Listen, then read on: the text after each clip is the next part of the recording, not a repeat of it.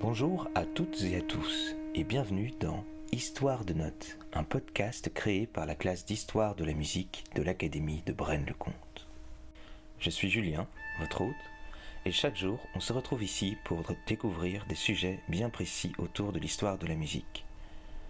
À l'occasion de ce premier podcast, mes élèves vous proposent une série d'épisodes consacrés à Pierre Boulez, en hommage à son 100e anniversaire. Dans ce 9e et dernier épisode, Lily vous fait découvrir la Cité de la musique, un projet ambitieux lancé par Pierre Boulez. Que vous soyez en route, chez vous ou en train de faire une pause, merci d'être là. Installez-vous confortablement, ouvrez grand vos oreilles et c'est parti pour un nouvel épisode de Histoire de notes. Dans les années 90, Boulez connaît une véritable notoriété en tant que chef d'orchestre et c'est par son statut qu'il va pouvoir être associé à un nouveau projet qui va l'occuper pendant toutes les années qui lui restent. Et ce projet, c'est la Cité de la musique. Et donc la Cité de la musique, ce qui est important, c'est qu'elle a été inaugurée en même temps que la Cité des sciences. Et c'était très important parce que à l'époque, il voulait que la musique, qui est une science humaine, soit au même rang social que les sciences exactes.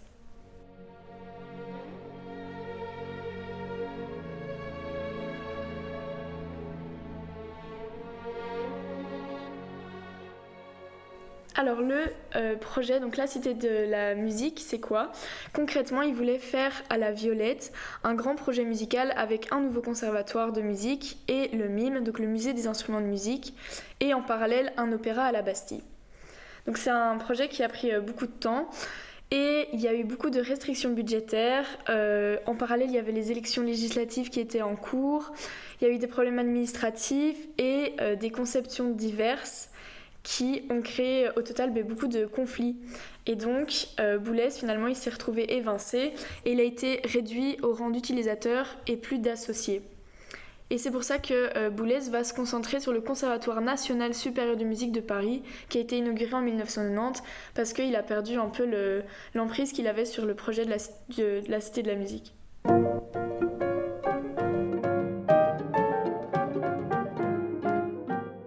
Donc on va un peu parler de dates. Et la Cité de la musique, elle ouvre ses portes en 1995 avec comme introduction la 10e symphonie de Mahler dirigée par Boulez. Et donc ça prouve encore une fois que Boulez, qui n'est plus associé comme fondateur, reste un utilisateur important de par sa notoriété. Il y a aussi Renard de Stravinsky qui est joué par l'EIC, et donc c'est l'ensemble intercontemporain fondé par Boulez lui-même. Le MIM, lui, il est inauguré en 1997.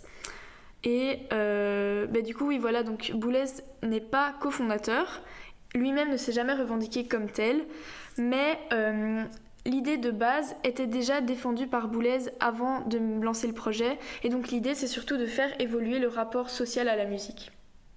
Ce qui est intéressant avec la Cité de la musique, c'est que ça nous apprend un peu la vision de Boulez par rapport à l'enseignement, parce qu'en fait il avait proposé un grand recrutement pour l'orchestre, et pas des interviews personnelles comme on fait habituellement.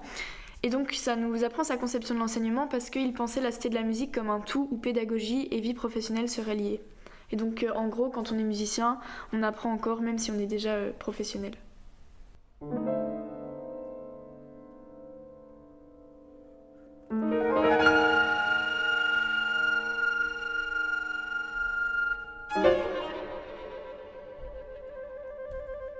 Un autre projet pour lequel Boulez militait depuis 35 ans, c'était l'innovation d'une grande salle de concert comme il y a à Londres, Berlin ou New York. Et il va profiter de la Cité de la musique pour promouvoir cette idée. Et donc on a beaucoup demandé l'avis de Boulez pour cette salle symphonique parisienne, mais malheureusement, elle est inaugurée le 14 janvier 2016 alors que Boulez était déjà mort. Il décède le 5 janvier et donc il ne l'aura jamais vu de ses propres yeux, mais l'auditorium sera par la suite rebaptisé en Grande Salle Pierre Boulez.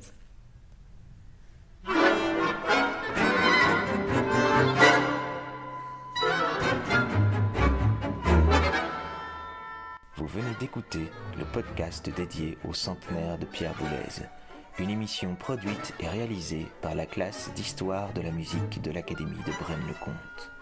Merci de votre écoute et à très bientôt pour un nouveau podcast sur Histoire de notes.